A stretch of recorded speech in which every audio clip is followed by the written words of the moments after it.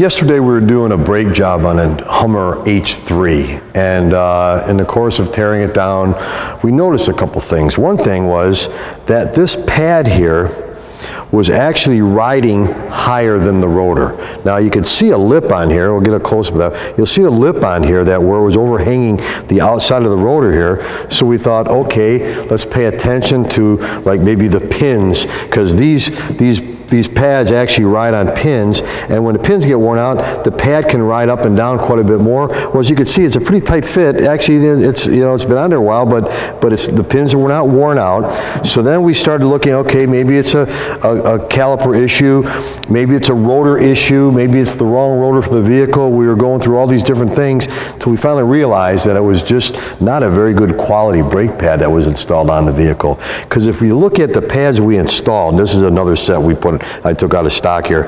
If you compare it to the pads we took off, you see the friction goes right up to the very top of the plate, very, very top. Ours leaves a gap there. It's about 1/4 inch, maybe a little bit less than 1/4 inch, but it's still definitely a gap between the friction and the top of that D plate. Now the D plates are exactly the same. I measured those, they're exactly the same. But it's where this particular manufacturer put the puck, where they put the friction on that backing plate, and they wrote it a little bit too high. In other words, they didn't pay attention to detail. That's what you get when you buy a quality brake pad from a quality company that spends a lot of time researching, looking at the OE pad, measuring, and making an exact fit. Just because it looks like it'll fit, and it did fit, it runs into issues like this.